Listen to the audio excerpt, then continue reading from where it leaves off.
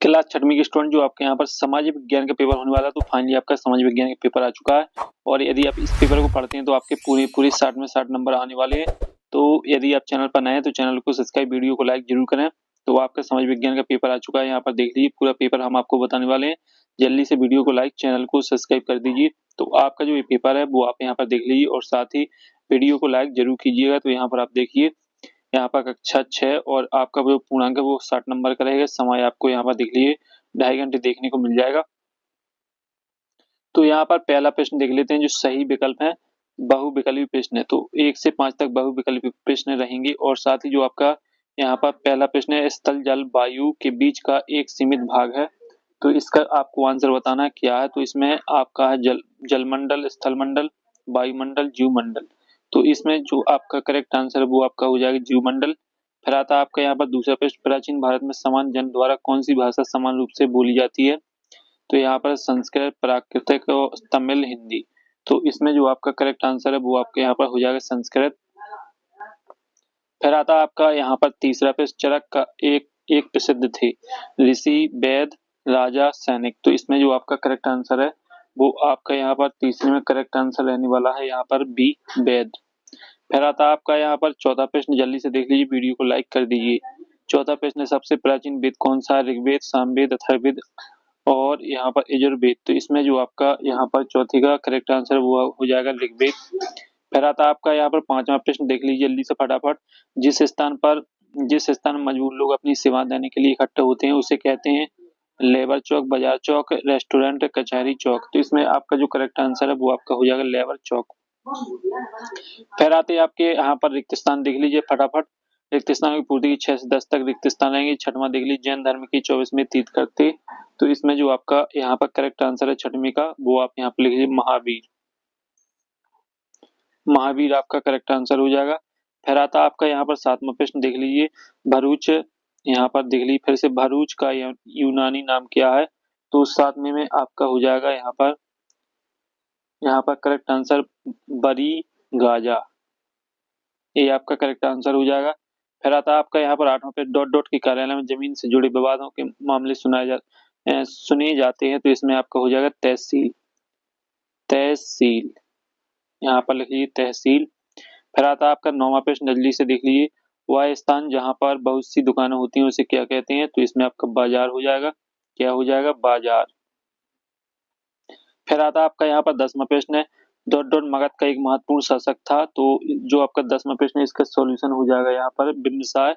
तो यहाँ पर लिख लीजिए बिम्बसार। ये आपका करेक्ट आंसर हो जाएगा 10वें का। अब आते हैं आपके यहाँ पर अति लघु उत्तरीय प्रश्न। तो जो आपके अति लघु उत्तरीय प्रश्न रहेंगे वो आप यहाँ पर देख लीजिए। यहाँ पर आपके अति लघु उत्तरीय प्रश्न यहाँ पर 2 नंबर के रहेंगे।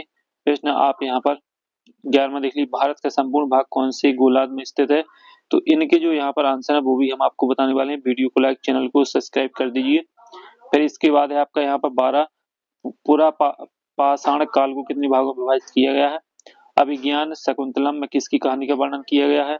14वां है आपका पूर्व ग्रह से क्या आशा है। 15वां, सूरत में भयंकर प्लेग कब फैला था। ग्रामीण क्षेत्र में आजीविका के साधन क्या थे। तो इनके संपूर्ण सॉल्यूशन हम आपको बताने वाले। वीडियो को लाइक, चैनल को सब्सक्राइब कर दीजिए। फिर आता है आपका यहाँ पर देख लीजिए लघु उत्तरीय प्रश्न है। तो यहाँ पर जो लघु उत्तरीय प्रश्न है 17 से 22 तक रहेंगे। यहाँ पर 17वां प्रश्न देख लीजिए, पृथ्वी पर जीवों को प्रभावित करने वाले कौन से कारक हैं। यहाँ पर 18वां देखिए, लीप वर्ष किसे कहते हैं। लीप वर्ष में कितने दिन होते हैं। 19वां आप देख लीजिए, हड़प्पा कालीन जल निकासी व्यवस्था की 2 विशेषताएं लिखिए।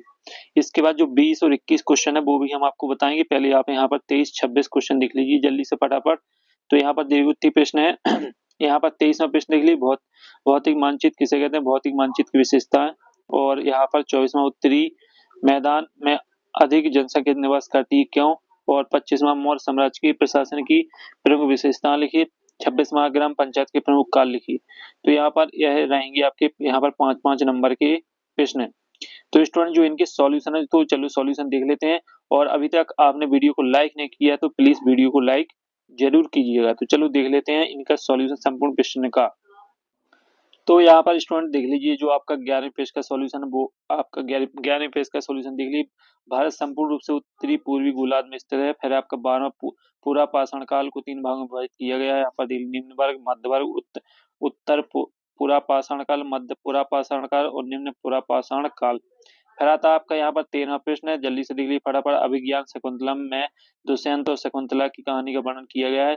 14वें पृष्ठ का सॉल्यूशन हो जाएगा, पूर्व ग्रह का आशा किसी व्यक्ति, वस्तु या समूह के प्रति बिना उचित तर्क के बनाई गई पूर्व निर्धारित राय से है।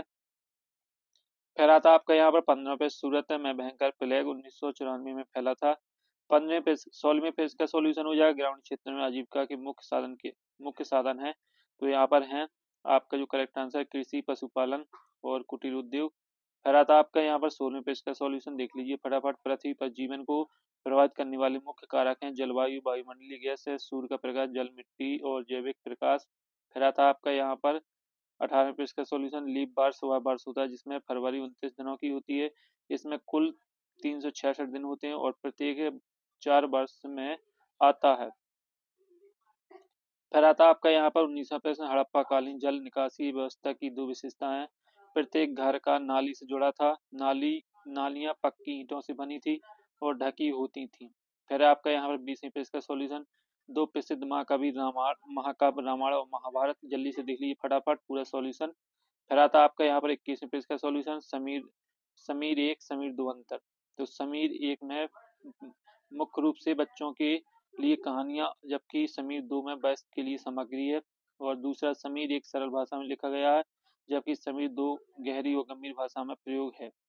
फिर आता आपका यहाँ पर तीसरा, यहाँ पर समीर एक में कल्पनात्मक कथाएं अधिक हैं जबकि समीर दो में सामाजिक मुद्दों को अधिक महत्व दिया गया है। फिर आता आपके यहाँ पर 22वां, मतदाता की उंगली पर स्याही का निशान इसलिए लगाया जाता है ताकि कोई भी व्यक्ति एक से अधिक बार मतदान न कर सके, चुनाव में धोखाधड़ी को रोका जा सके। फिर आता आपका यहाँ पर 23वें पेज का सॉल्यूशन, जल्दी से देख लीजिए। भौतिक मानचित्र, और भौतिक मानचित्र किसे कहते हैं, भौतिक मानचित्र की विशेषताएं। तो जल्दी से देख लीजिए, भौतिक मानचित्र वे मानचित्र होते हैं जो किसी क्षेत्र की प्राकृतिक विशेषताएं जैसे पहाड़, नदी, मैदान, पठार, जल, निकाय आदि को दर्शाते हैं। और इनकी जो विशेषताएं वो भी आप यहाँ पर देख लीजिए जल्दी से फटाफट।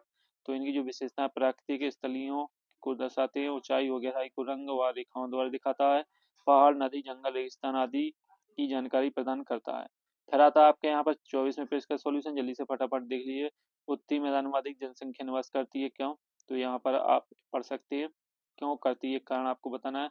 उपजाऊ जड़ों मिट्टी होने के कारण कृषि उपयुक्त है। जल की प्रचुर उपलब्धता, समतल भूमि जिससे आवास और परिवहन सुविधाएं बेहतर हैं। फिर आपका यहाँ पर चौथा, व्यापार उद्योग के लिए अनुकूल परिस्थितियां। फिर आता है आपका यहाँ पर 25वें पेज का सॉल्यूशन, मौर्य साम्राज्य की प्रशासनिक प्रमुख विशेषताएं। राजा सर्वोच्च शासक था, चाणक्य के अर्थशास्त्र के आधार पर प्रशासन चलता था। और इसके बाद है आपका यहाँ पर तीसरा, साम्राज्य को प्रांतों में बांटा गया था और कर प्रणाली संगठित थी, सेना और गुप्तचर प्रणाली मजबूत थी। फिर आता है आपके यहाँ पर 26वें पेज का सॉल्यूशन, ग्राम पंचायत के प्रमुख कार्य क्या है। तो ग्राम पंचायत गांव में साफ सफाई और जल निकासी व्यवस्था, प्राथमिक शिक्षा और स्वास्थ्य सेवाओं का संचालन, पेयजल की व्यवस्था, ग्रामीण सड़कों व सार्वजनिक संपत्ति का रख रखाव, और एक और है आपका विवाद निपटाने और न्यायिक कार्य करना।